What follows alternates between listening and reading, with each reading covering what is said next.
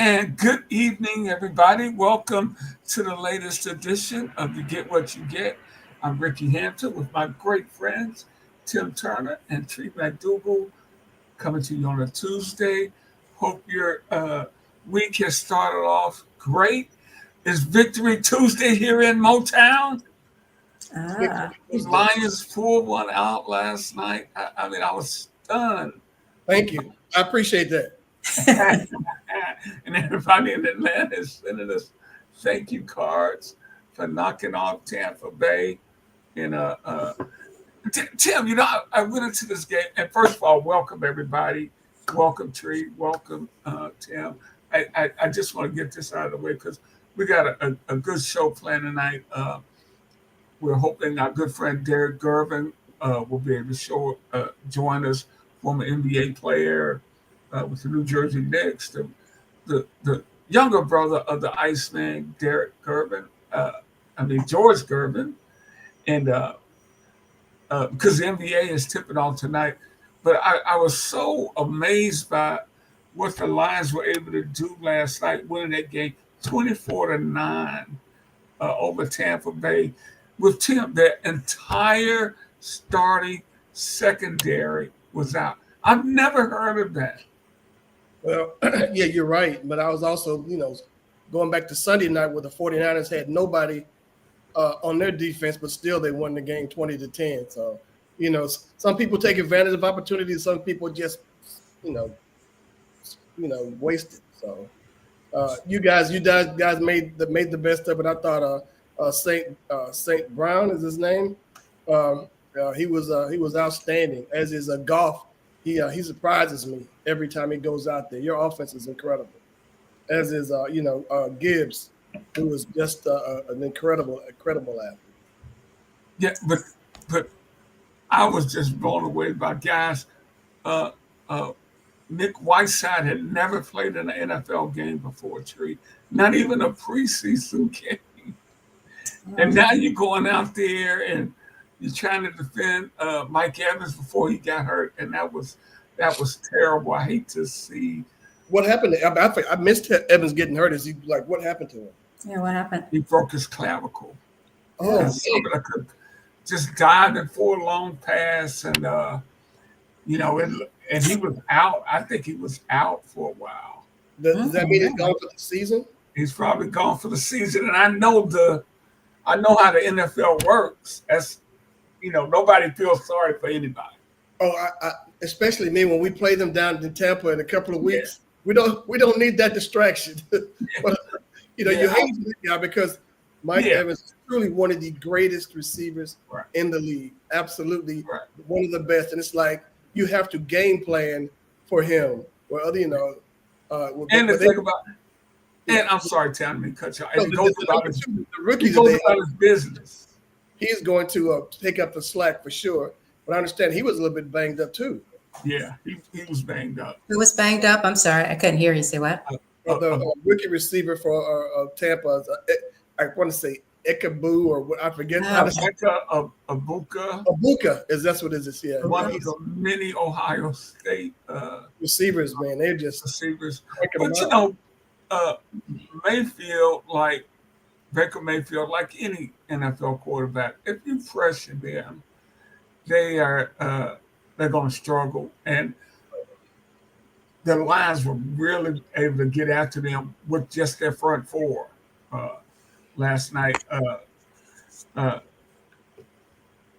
got Aleem McNeil back. Had been out with an ACL, terrific nose tackle. He's pushing inside, and you had Aiden Hutchinson. I mean, they were triple teaming this dude. He was still getting to him. But, my thing was one of your DBs out because of a suspension that Branch? Branch was out because it's like, what is up with that dude? Because it seems like continuously, you want a guy to be aggressive and you want a guy to be out there, making plays, but he seems to be a little bit of a character. I mean, starting to fight the end of the game last week. After the game. Yeah, that was uncalled for. And speaking of, I want to show you guys this right quick. Let me see if I can find it here. This is Dre Greenlaw after the Broncos game. Are you kidding me? It's not coming up now. Here we go. You guys have it? Yes, yeah. Say it. I had it all set up. This is after the win last night. Denver has this tremendous comeback in the fourth quarter. They scored 33 points to just in the fourth quarter. Yeah. In the fourth quarter, some people don't score 33 points in a game. Watch number 57 for the Broncos in the orange.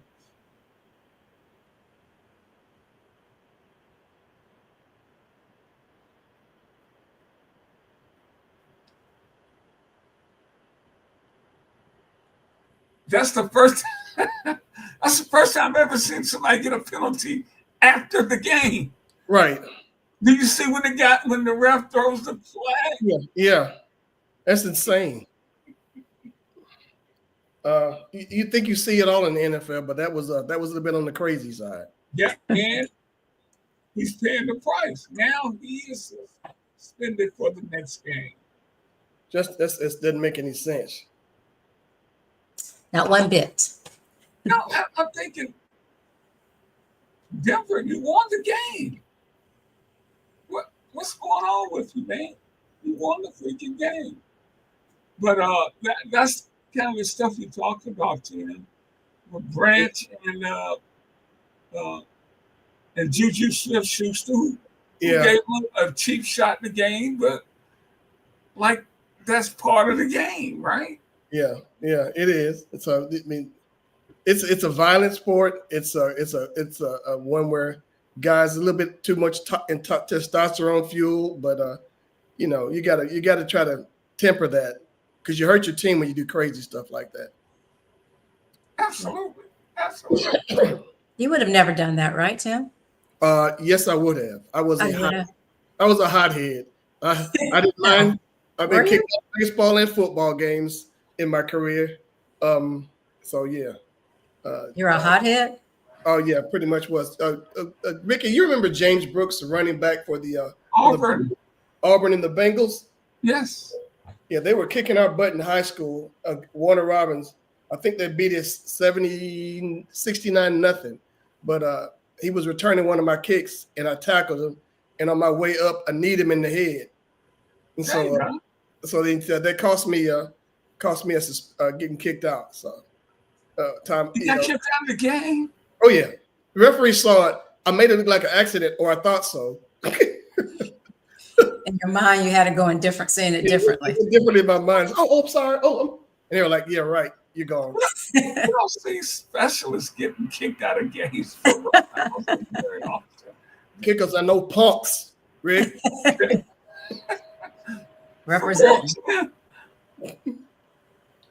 Man, I wish there was video of that, don't you? Did you ever run across him? It was in black and white. No, I have not run across him since then. And he probably doesn't even. All I could see was this: his eyes got like $half. They were huge. Cartoons, cartoons. He was not happy with that move. Yeah, whatever. He lived to tell about it. He lived for you to tell about it. I'm glad he survived that because he went on to have a very good career. A great collegiate career, then an NFL career. I think that was the impetus. Absolutely. Okay, credit you for that? Is that what you're saying? I'm going to take credit for that. So there we go.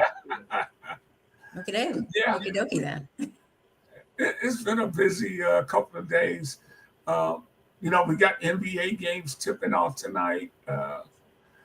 But the most impressive thing I saw over the weekend was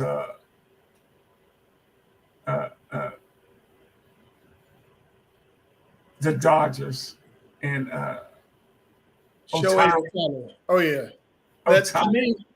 Yeah, I'm trying to look this thing up now, which is mine.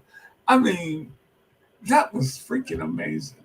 Everybody wants to be given to hyperbole when you see something like that. and this will sound like hyperbole, and I used to think Hank Aaron was the greatest baseball player ever. Used to? Shohei Ohtani is the greatest baseball player ever. He Wow. pitches 6 innings and hits 3 home runs in a game like that. Dude, Come on, man. I mean, yeah, Come on, man. just outstanding. He just, you know, and your boy Jason Whitlock comes along and he says that he wants to blanket the indict thing, saying black athletes have lost their dominance in sports because with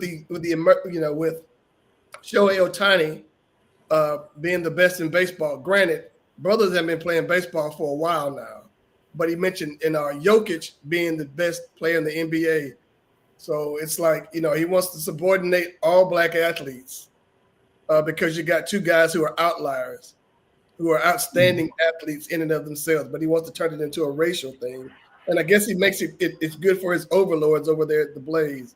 But it's just ignorance, to try to assign that those things, because you got 2 just phenomenal athletes. Anybody with any kind of sense would know that makes no sense. But you're playing to a crowd, just like you said. Tim. One of those cover fire brothers, so they'll say something ridiculous. But three in the top of the first. Ohtani is just amazing.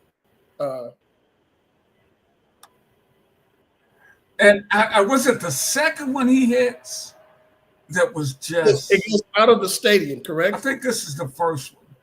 That's the first one. Look at everybody The rising. second one just. The second one went That's over the the first one. rooftops out of Dodger Stadium. But Tree, here's the thing. He opens up the game striking out the side in the first inning, and then he comes up It leads and off. hits a home run Yeah. in the bottom to lead the game off. This is the one right here where it's like, Wow. okay, it is. Oh, that was in there. No, I'll get to. I mean, it's just, this dude is a phenomenal athlete. He does it all. This is the one. Yeah, the one when it's dark. This is the one. Boom. You see how quick his Wow. bat was, and it's like, okay, so yeah, it You know what it is. reminded me of on that swing? What's that? Who's that? You know who he reminded me of? Freddie His Freeman. reaction Look at Freeman's was reaction to that. Who, Ricky? was like a Reggie Jackson. Yeah, at Tiger Stadium in the All-Star game. When he hits Yep, hits that's the what I light thought standard. about. Yeah, hit the light standard. I mean, wow. Yeah, that's the deal right there. That is unreal. Wow. Unreal That power. is- And that's dead center field. And he took it out and it's gone. That is just. Look at Freddie. Freddie's like, oh my, what did I just see? It's like, He's like, unbelievable. It's unbelievable. Nice. they're trying to follow the ball. It's probably somebody's front yard behind Or the somebody's car. Yeah, somebody's windshield. So it's right there, yeah. And they'd be okay with that. That was the most impressive thing of the weekend to me. Absolutely, That it beat was. Springer's homer last night. Right. I mean, obviously his was more dramatic. Well, yeah, they were trailing, and then and they just crushed Seattle's dream. And Seattle only had to win one more game, Right, to go to the World Series. 1 out of 3 chances there in Toronto. I think that's how it went. And So now, go ahead. No, you go ahead. You go ahead. So that now Seattle remains the only baseball team to have never gone to the World Series. Really? Yeah. So they were there. I mean, you have to think about the teams that came in. Tampa's been there, Colorado's been there.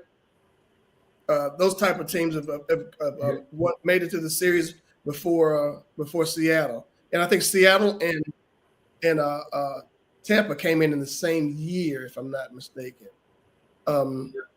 So it has to hurt to see where you have people that haven't won it or haven't been to the show. It's one thing to go and lose Falcons twice, but it's another thing to have never gone. Yeah, well, the Lions have never been. I was waiting for that to come in. Yeah. But they will be playing Toronto, and I'm probably gonna make you sad with this, Tim, but Toronto won back-to-back. Come on now. Huh? And Cito Gaston was the manager. 1992, I think they beat some team from the South. Was it Atlanta? Don't talk. Don't. We shall not speak of that.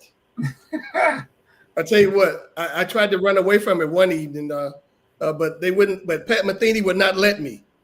was at a Pat Metheny concert, and he starts giving the scores of the World Series, Braves and Blue Jays.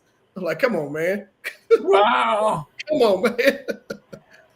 Wow, Pat Metheny, man, you got good taste. I'm wondering, was that the same Pat Metheny concert I was at?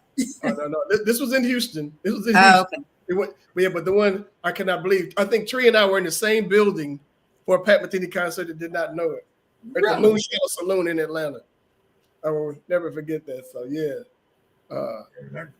That guy is this guy, I can't think of his name now, who was one of their leaders would mock the tomahawk chop, and I will forever think about how they'd always clown the Braves, because I think they won one of their series in Atlanta. They closed them out there. So painful memories with the Blue Jays. That's about right. It was a guy on the Blue Jays that mocked the tomahawk chop. Yeah. It wasn't McGriff. No. It wasn't that. And I was trying to think of the cast name now, and it's gonna bug me till I can figure out what's going on. Maybe you wake up in the middle of the night and go, that guy. Yeah, that's what it is. There it is. That's what you'll say. That's it. Yeah. What I'll do is just call you guys and go with that. Yes. Yeah, that'll be the deal. But I don't have a lot of interest in the series. I am still heartbroken over the Tigers. They couldn't beat Toronto anyway, so I have to. Well, I found his name, Pat Borders. That's the guy. Yeah. He and Robbie Alomar were clowning the Braves tomahawk chop. Number one, I don't ever do it. I think it's racist.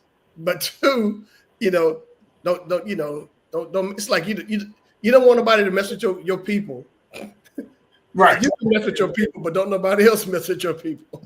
So so I didn't appreciate that at all. But this team is built to win. They you think about all the money the Yankees spent to compete, money the Red Sox spent to compete, and yet Toronto was, hey, we're in this thing. Baltimore last year made the playoffs, but this year they stank it up. But there were three teams ahead of them predicted to possibly go to the playoffs or do something in the World Series, and they outlasted everybody in the American League East. So hats off to them. Yeah, absolutely. I don't know why they want to wait till Friday for the series to start, but hey, more power to them. That gives a chance for everybody to get rested and I guess set up their pitching rotations and people to get help, because there was doubtful that Springer was going to play Monday night because he got hit, I think, in the leg on the previous game, and there was a touch and go there for a second, and here he is. He comes up as a hero. So hats off to him, because he's known for his postseason heroics, because he did it when he was with Houston. So that was his 20th postseason home run. Yeah, I'm like, really? Yeah, you don't realize it, but yeah, the dude he's been money when it counts. Yeah, George Springer Dinger. Well, we'll keep our eye on the World Series starting Friday. And actually, I was talking to you before we came on the air. Now we have all four major sports starting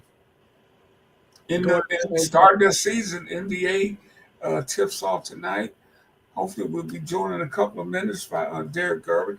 I think it's going to be a really fun and interesting year in the NBA. I think a lot of teams have hope. Well, especially anyway.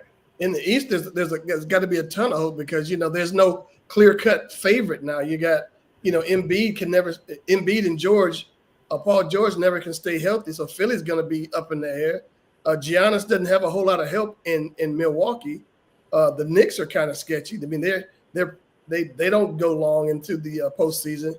Indiana loses one of their best players, Halliburton, with the Achilles, and then you have Tatum also with the Achilles in Boston. So Halliburton. Pardon me. Halliburton. He tore his Achilles in the NBA Finals. Oh yeah. Okay. And then Tatum that was something new. Tore his Achilles in the playoffs. So you're Boston bandwagoning, going to have some problems there. It's not so much a bandwagon this year as it is an ambulance. So, all right. So how are my Hawks doing? Hawks are going to be. I've already told some guys the other day at the office that I've already planned my spot along Peachtree for that parade because they're going to be appreciably better this year with one of the top defensive players in the league. They just re-upped with him yesterday. They got Ricochet, who was an outstanding rookie last year, and he's going to make that next step. You got Trey in a contract year. I was doing stats for the Rockets last Monday night, and the story came out that Trey is not going to sign an extension with the Hawks. So this is going to be a contract year for him. So he's going to have to show out. They got Porzingis in there on the trade. They got a pretty good starting five, and the East is wide open. But in the West is loaded. Go ahead, Trey. I was going to say I got to pick a team then who I'm going to support this year. Support your homies. The Atlanta Hawks are going to be much better this year. Okay. And then in the West, what is Durant going to do with Houston? He just signed a 2-year extension to stay in Houston, and he called it a no-brainer. And they do have a wealth of talent on that squad. The Lakers, depending on what the old man does, because they pick a doubleheader tonight with the Rockets at OKC. OKC gets the banner. Right now, I think they're up by 6 at the half, or they were. It's over. Halftime's over now. And then you had the Lakers playing later tonight, but there's no LeBron. He's already injured. He's out for the night. So it's going to be Luka and 4 other dudes trying to win their season opener tonight. It's new and improved. And fit Luka. Not starting the season. Trey, what you were saying about he's a fitter Luka. That doesn't mean he's going to be a better Luka. But Rick, what were you saying? I couldn't hear you. No, I was just saying there's several guys that are injured at the start of the year. Right. This year, and you had an interesting thing from Charles Barkley. See if I can get that. Oh, that was Tree's contribution on what about the NBA and their mindset. Let me see if I can find that. So Atlanta's my team. Well, we're looking for that. Is that what you said, Tim? That's luckiest people in the world to play a sport. Yeah. We make more money in a week than most people are going to make their entire lifetime. Yeah. And you should be appreciative of that. That's just my personal opinion. It's a privilege. Yeah. What do you think of the current landscape of what's happened in the league? I don't like the current landscape at all. Listen, man, we're not fucking steel workers. Yeah. We're not teachers. We're not nurses. We're not somebody in the service. If you're going to make $30, $40, $50 million to play basketball 2 days in a row, if that's too much to ask, please tell me. And like I say, I always say the same thing. I admire teachers and firemen and policemen, nurses, anybody who's in the armed service. Those are like real jobs. Yeah. But we're so lucky and blessed. And in my day, I made $5 million, which is a ton of money. Now these guys are making 50, 60 million. And I'm like, are y'all serious right now? Are y'all serious? Y'all can't play basketball Tuesdays in a row for $60 million? Yeah. I could, if I could play. Yeah. I get out there and turn I would. Let's say that. I get over there and let the people beat me down for 48 minutes for that time, for to play 2 games in a row. I won't have a problem with that. But he is right. Yeah, And, yeah. there's a certain entitlement to NBA players, and I don't know if it's like that for other leagues. But I'll take for an example. I was a reporter, a sports writer in Orlando, and the hockey team was a minor league hockey team, and they flew commercial. And I remember being on a flight where their starting goalie was for this entire flight from Orlando to the D. They were going to Canada. We had to change planes in Detroit. But the entire flight up to Detroit, this kid kept kicking his seat. It was, and I was the general manager at the time, who's the general manager of the Columbus Blue Jackets. Was talking. The hockey team got to use the Magic's jet for a charter, and they said, "Can you believe that the basketball players complained about having to carry their own bags to the plane?" Wow. And that killed me. It's like their plane was like a flying 5-star hotel. I wrote it with the squad up to Grand Rapids for Grand Rapids or Cleveland, and it was like you had people constantly coming by giving you food or something to drink, or your selection of movies. This time they had DVDs and stuff out there, and it's like those hockey players could not believe their fortune. It was like Christmas for 2 hours for those cats.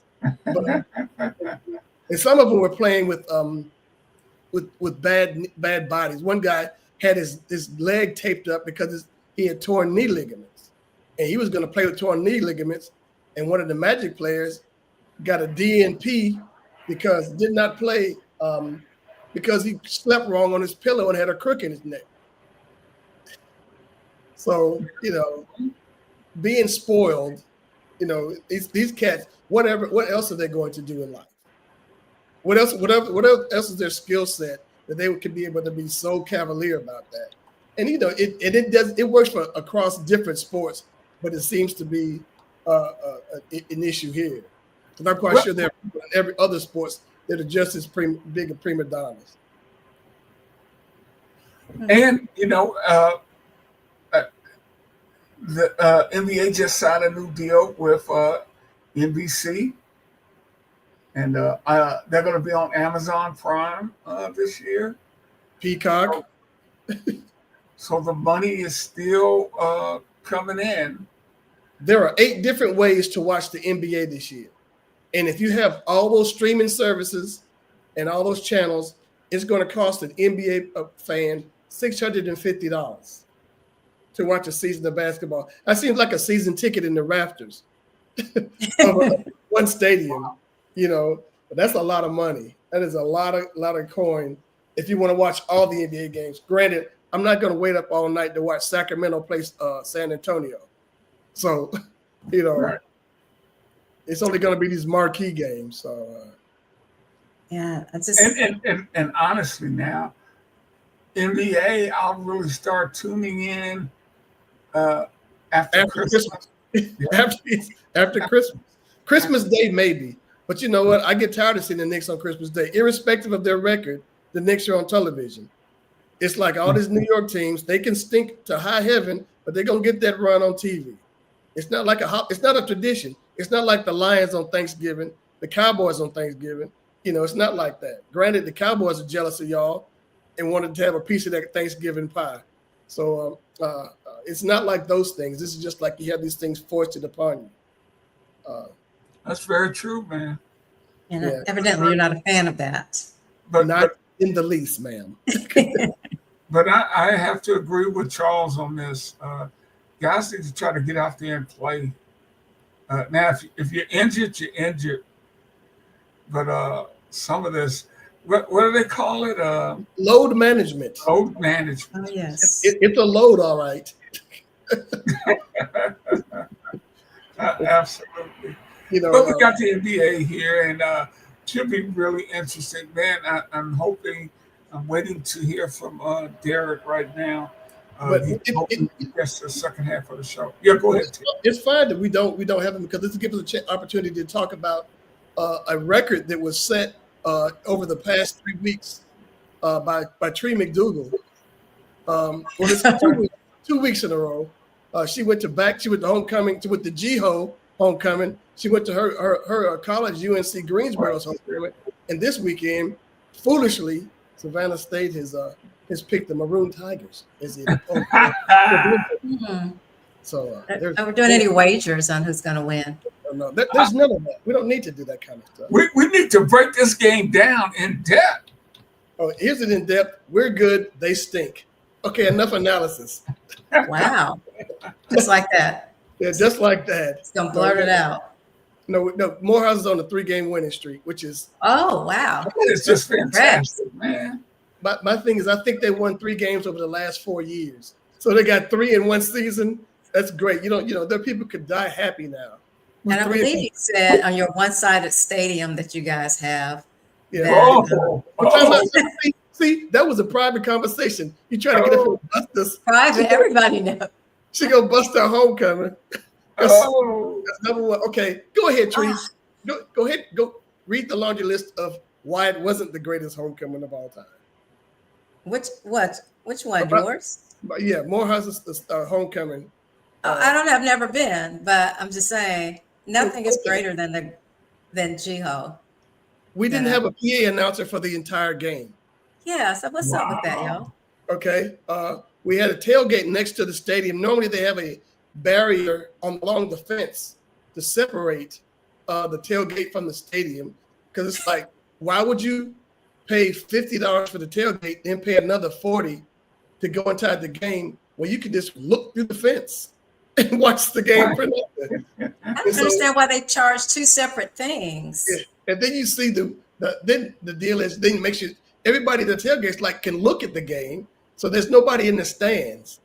But how difficult it is for homecoming when they bring out the queen in the court, had a check presentation, no PA announcer. It was just a bunch of motion. So was it no announcer, or was it the technology was not working? I think that the technology failed because the clocks at the either end of the end zone, the play clocks, were dark. And I'm going, not have people there 7 o'clock in the morning, 8 o'clock in the morning to work the bugs out of these things to let people know we got a problem. No, evidently not. So I think you'll have a different experience. When I go in there this weekend, hopefully you have a better experience. I don't think so. I think you will. I don't think so. Better technology will work. I'm looking at the common opponents of Savannah State and Morehouse. Savannah State lost to Edward Waters 41-14. Morehouse lost to Edward Waters 27-24. On a last-minute play to Edward Waters. Heartbreaking. But you know what? And Trey, that means nothing now. You still got to go out there and win that game. But Tim, I'm really not surprised by Morehouse coming on like this. I've watched them against Howard, and although they lost that game by a big number, they were really competitive that first half. And what they did that day, they were running to the ball, man. Oh yeah. And I was impressed by that. And then they barely lose to Edward Waters, and they've been on a roll ever since. Right. My thing is, but I'm old school athlete, old school person. When these cats on the defense for Morehouse make a tackle, they act like they found gold. Yeah. The gesticulations and all this stuff. It's like, dude, you're 3-4. You're 3-4. Okay. Cut it out. Tackle the dude. Go back and get ready for the next play. Everybody sees you. Everybody saw you make the tackle. Get up and play again. Have you played all 3 of you said you only have 3 home games. Right. Right. Then we played 2 of them, and I'm trying to think when the third one is. Rick has the schedule there in front of him. Who are we looking? What are we looking for here? Morehouse is other home game. Just a second. They only have 3 home games. Here we go. We got go to Savannah, Allen University, November 1st is at home, right? and Clark is at home. So there's 3 games. Well, we have 3 more games left. 3 games left in the season at Savannah. Allen is the last home game, and at Clark, and essentially, that's just up the street. That's a deal there. But that's a rivalry game there. So they have a really good shot. I could see them winning 2 of the last 3, so Savannah and Clark, and easily being finishing 5-5, which is a major leap in that. How are they in the conference race, Tim? They're not. I mean, the Benedict is number 1 and Albany's number 2, and I think Benedict's 6-0, Albany's 5-0. I think they're 3-2 in conference. Yeah, so this it's a big game there. I think it's on television. It's on ESPN Plus. Albany State and Benedict. It's 2:00 in Columbia. Hey. So they're getting a little bit of run on that on their streaming service. So if Morehouse wins next week, I'll wear a Morehouse shirt. But if but if Savannah State wins, then we need to go ahead and get your shirt while you're. No, it's not that. If Savannah State wins, I'll shave my head. So I'll do that. Can't do it, huh? Can't put it on. I'll put it on. I'll put it on. I'll make a concerted effort to do that. Just a large. It's a large. Amon-Ra St. Brown went to USC, and Aiden Hutchinson is a Michigan man. Right. And after USC worked Michigan, not this week, last week, right. Hutch had to walk around with his USC nice sweatshirt on. Yeah, that's nice. That's painful, but nice. Yeah. I mean, there's a lot that was going on. Like in the SWAC, Southern is in deep trouble. The coach did not get a vote of confidence from the athletic director. We're talking about looking at the whole program. I think Southern lost to Prairie View for their homecoming. And so it's that time of year where homecomings abound. Howard, like I said, Howard lost to Tennessee State for TSU's homecoming this past week. So Howard was the only school in the MEAC to play last week, as everybody's setting up themselves for the stretch run, which is all conference games the rest of the way. So hold on, Tim, because I'm just reading Fred McNair was named the interim coach to take over Southern football. See, that was before yesterday. That was after yesterday, because as of Saturday, the AD was vacillating on what to do, because it will be the second time in his tenure that he's fired a coach during the season, which isn't a good look for him. Which is like, right. You hired the wrong dude again, or the guy that didn't have success. So Fred McNair should do a great job. He's had a weird couple of years there at the SWAC. I think he was supposed to have been hired at Texas Southern, but something went sideways there, and he got locked out. He's a former star at Alcorn State. He's the brother of Steve McNair. He was a quarterback at Alcorn. Got a little bit of a run with the Dallas Cowboys. He lockered with Troy Aikman for a spring camp, summer camp. So, but Fred is an outstanding football coach. He just hasn't found the right fit, and hopefully it'll be that down there at Southern.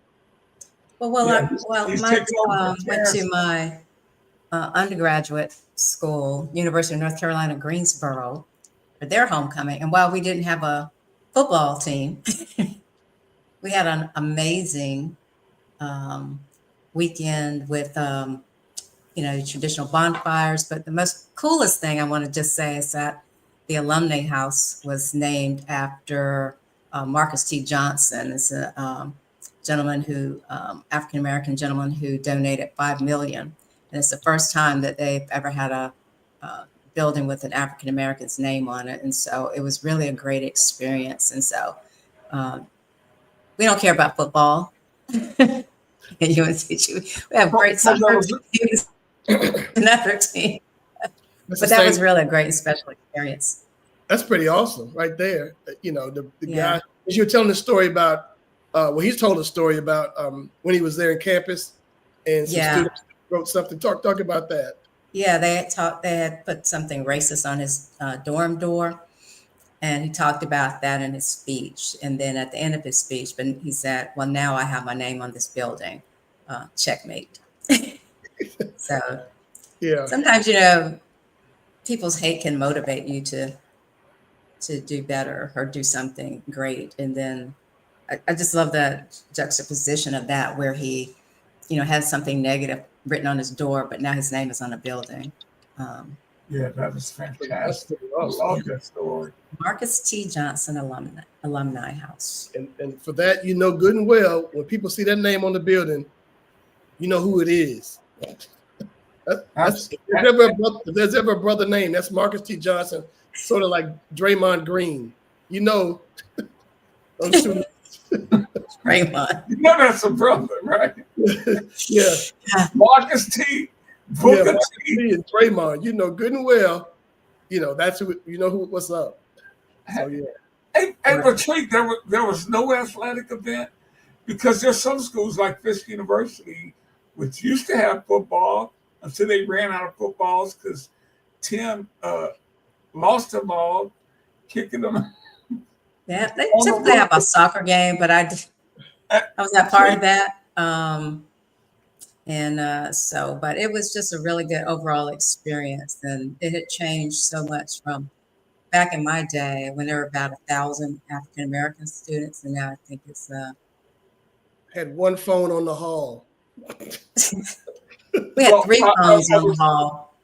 Do they offer the intercollegiate sports, soccer, basketball? I'm sure they have basketball. Oh yeah, they had a basketball team as well. Okay. When I was there. I was going to say, this university, which used to have a football team, they had to disband their football team because some dude from Atlanta kicked all the balls on the roof of Pearl High School, and they couldn't have any more teams. We out of footballs. We don't have no more football. We had a football money. So instead of now, they hold their homecoming in November, and they do it for basketball. I got cussed out for that, Rick. One of my coaches said, "I see what you're doing. Stop it." I think Tim had an attitude problem when he played. Had one? Getting kicked out of games. Wow. Find the coach. He was not happy. He's not happy. You should be donating some football money to Fisk. Make up for that. Yeah. I should be your name on at least a football. I should be donating money to Pearl High School because I was busting windows out with those kids. On purpose, Pearl High School people. I know you, Tim. I could, and Tim, as I told you this, I was at that game. I was at that game. I think I was working as the the sports information director. Good times. Those were. They may come and try to collect their money for those windows. Come get it. Yeah. Come and get it. I'm gonna call. You may be getting a bill from Fisk University. Sure. Well, yeah, we got statute of limitations, Rick. That was 40 years ago. Yeah, maybe so. Maybe so. Long time ago. Yeah. But yeah, we covered the all those things. But you got the top 25 in college football, and just how that is shaken out. Whereas, what is it? Ohio State, the Indiana, 1 and 2. Really, the top 10 is just owned by the Big Ten and the SEC, which is, people are hating on ESPN because it seems like every weekend their game day show is at an SEC school, and it deservedly so, I think, because you got, they're one of the best conferences out there. I'm shocked at Vanderbilt University. Oh yeah. I'm sorry, Rick. Say that again. I didn't hear you. The Vanderbilt University football program.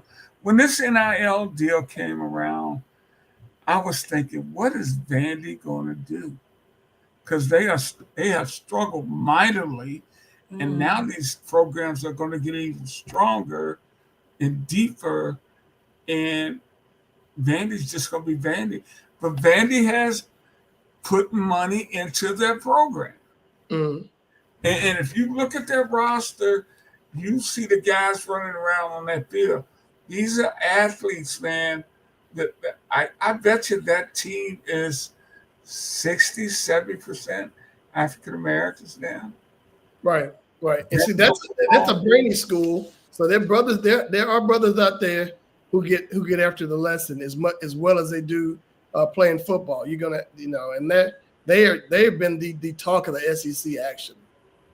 Just how well, this in a good way they're the talk of the SEC. In a bad way, you talk about how phony this Arch Manning story has been all season long in Texas. It's like, dude, it was unbelievable. It's a lot of hype, a whole lot of hype. You got people like Penn State and Texas are like 1-2 to start the season, and both are out of the polls, and Penn State fired the coach. So, and the preseason Heisman favorite was, right? It was Manning? It was Manning. Yeah. It was all hype, for what it's worth. And, just because you got the last name doesn't mean you're, Exactly. And if he had been any good, he would have won the thing. Yeah. If he'd been decent, he would have got votes. Yeah. But he's like, he's an afterthought now. And other people are up there pretty strong. It's like the kid from Alabama. He's the quarterback there, Tyler. I think is it Simpson. Yes. Yeah. And he's been just phenomenal. And the quarterback at Vandy, I forget his name, and he should be up there. The kid Haynes King at Georgia. Fabio. Yeah. And Haynes King at Georgia Tech. Tech is 7-0. Georgia Tech. You got Georgia Tech and Georgia are in the top 10, which is unheard of. You say that Georgia's 5 and Tech is 7. It blows you away. That Tech's ranked, Penn State's not, Texas is not. So it's the kind of year that you're having. But eight SEC schools in the top 25. But you know what, man? When that playoff starts, I'm still pinning my hats with these, with the Alabamas and Georgias. These teams have just been there. I think those programs. I think Georgia has another gear, and the Voyagers really did a good job of rallying Alabama after they lost to Florida State week 1. Oh, absolutely. 10 of the top 25 is SEC schools. Yeah. That's the strength of that conference. And it's not all hype. All the teams that are ranked, with the exception, I think the lowest one ranked is 19 at LSU. You think any given Saturday they're going to put a whooping on somebody. LSU has just been so up and down. Absolutely. So, but everybody else you put up there, Tennessee is likely to beat you on any week. Missouri, Vandy, Ole Miss, Georgia, Alabama, Texas A&M. A&M's undefeated. So you look at those schools, it's like, man, it's going to be really interesting down the stretch here. Georgia's off this week, and then they got the cocktail party in Jacksonville in 2 weeks. So I think Florida just lost. Their coach got fired this past week. Even after a win, he gets fired. So it's like, yeah, we're waiting for you to do something. So, well, the thing with college athletics now, man, hey, with all this money flying around, brother, you better do something or you gone. They always let them go mid-season. No, not like this. I mean, to me, I guess what's, why are they doing that now? It's just cut their ties now, or what's the message they're sending? I'll go first, Tim. I think the boosters have more power than they ever have because of NIL money. If you want me to put money in your program, you need to get somebody in here I think that's going to give the school a chance to win.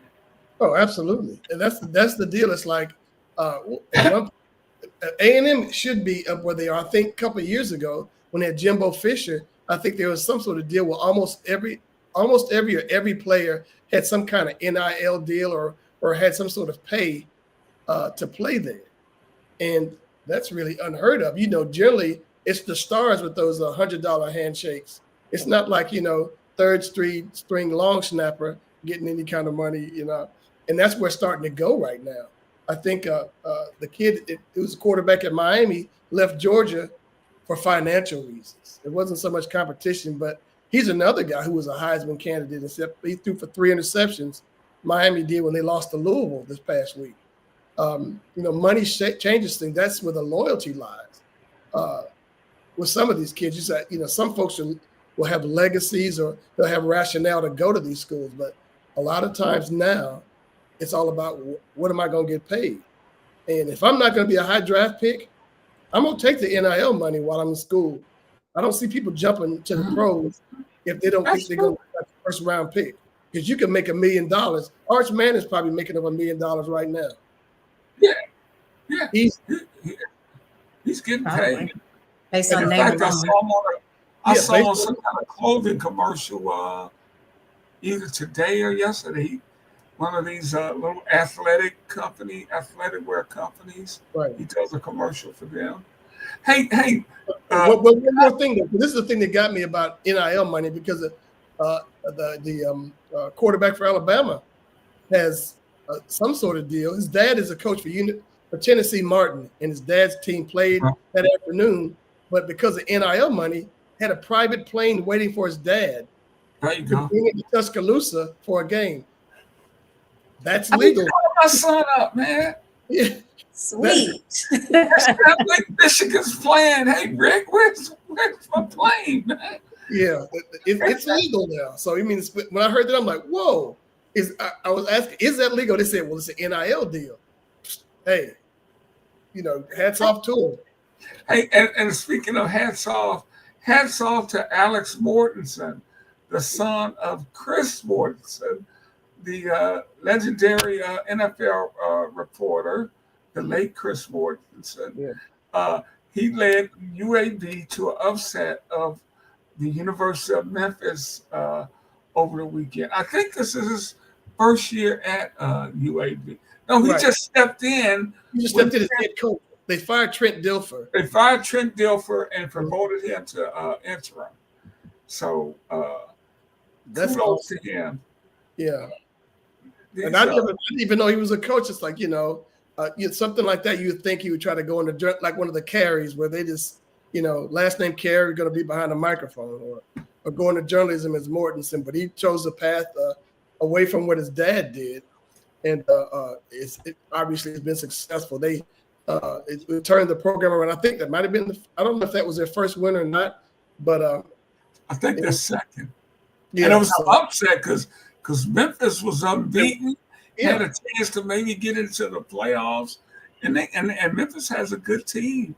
They are they're a notch below the Power 5 teams, but they got a team you can't mess around with, and obviously they just learned they just can't roll it out either. Right. Listen, that's a hard lesson for these kids. That you got to play the game. You got to play. There's no gimmies. I mean, you'll find that out, and folks trip up all the time on these teams where they're supposed to win, and then they get beat down, and then it's a hard lesson because it impacts the entire season. Because as it is now, you lose a game early in college football, nobody really pays attention to it. Right. You start losing games in late October into November because all those championship games are played that second week of December. So you can't really lose games down the stretch. Unless you're Notre Dame, they'll try to get you in there some kind of way. Yeah, well, they're going to always get in there, but they can lose 3 straight and get in the playoffs. Now, down here, you want to point to the last Friday, Black Friday, the Friday after Thanksgiving. Georgia conceivably will not lose another game until another game. Georgia Tech, if they beat Syracuse, conceivably will not lose another game the rest of the way. So you have a 9-1 Georgia playing a 10-0 Georgia Tech in Mercedes-Benz Stadium on Black Friday. I can see that being a sellout I thought initially that was just crazy to have Georgia and Georgia Tech play in a stadium that's pretty much larger than what Tech's is, and it's almost as the same. Georgia might be still larger, but to play it downtown like that, that's going to be an incredible game on that Friday for Thanksgiving. Yeah. I think you're right. You got your tickets? No, I will. I'll be scavenging for them at some point. I mean, I tell you, Got an extra one for me. We'll do it. Atlanta is such a hotbed for athletics now at all levels. I mean, just incredible. I guess over the last 10, 15, maybe 20 years, I guess. Well, maybe about 20, because it's like they consistently have things. The SEC championship game is here every year, except that, Nashville's getting ready to try to give it a run for its money with its new stadium. Yeah. That's going up next to Nissan, and they're going to fight for that. But right now, Atlanta, everything is almost secondary because you see a lot more paint going up around town. It's a lot cleaner place because the World Cup's coming to Atlanta next summer. So for about a month, you're going to have the eyes of the world there on what will be called Atlanta Stadium, because Mercedes-Benz doesn't have a deal with the World Cup. It will not be called Mercedes-Benz Stadium. It will be called Atlanta Stadium throughout the World Cup. Are you kidding? No, that is the truth. Yes. Wow. So I wonder how they're going to cover up the logo and that's what I was going to ask. The other stuff in the stadium, but people can do some really interesting things. But they got money; they can cover it up. Oh yeah, they'll figure it out. Exactly, Tree. Exactly. And at the same time, Atlanta Stadium is turf, but all the World Cup facilities are going to be on grass. So they're going to be able to, NFL is, steadfastly not going to grass on their stadiums.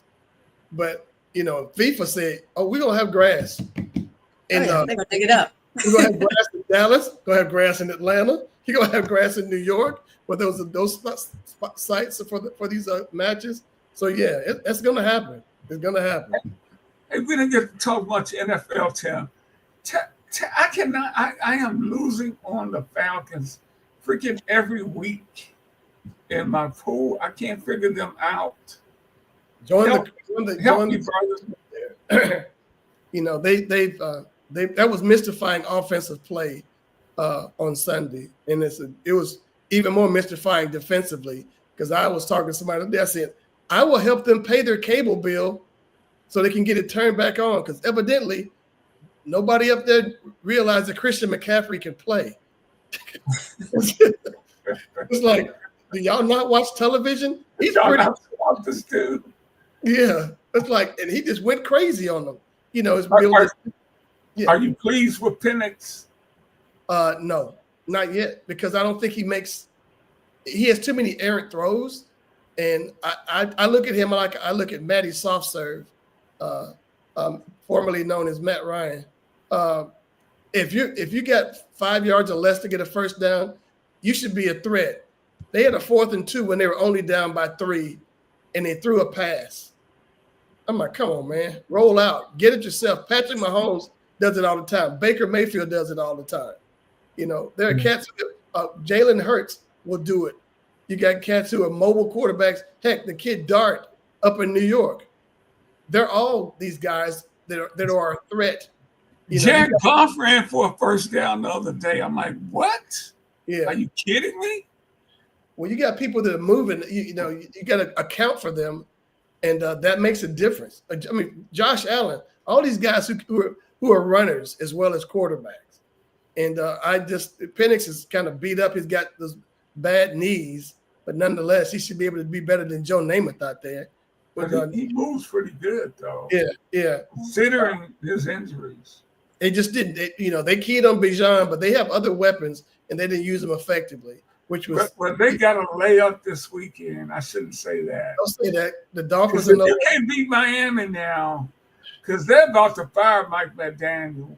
I thought he was fired. I thought he'd be fired this week. I was thinking about they got a couple of weeks in Spain. I was like, I don't think Mike's gonna get to use that passport. they're not doing really well. So he needs to hold on to get that trip. So the Dolphins, Tua was awful last week, 3 interceptions. Yeah. So hopefully the game was a layup. Hey, do you remember years ago when he came in? Everybody was talking about tank for Tua for these lesser teams, because he looked like a can't miss guy. And, and he's been beat up too. He's been beat up. Listen, that's before all those concussions, okay? Yeah. He gets hammered pretty much down in Miami. They don't protect him like they should, or like other quarterbacks are getting protected. Well, he did talk about his team, so. Yeah. You don't make friends that way when you talk about, throw your teammates under the bus and then you come out with a 3 interception game. Yeah. Not a good look at all. That's not a good look at all. Hey, we need to get out of here though, guys. It's a great conversation. Hopefully we can catch up with Derek soon. And until then, for my friend Tree McDougal and Tim Turner, I'm Rick Hampton. Have a great evening, everybody. All right. Be kind, everybody.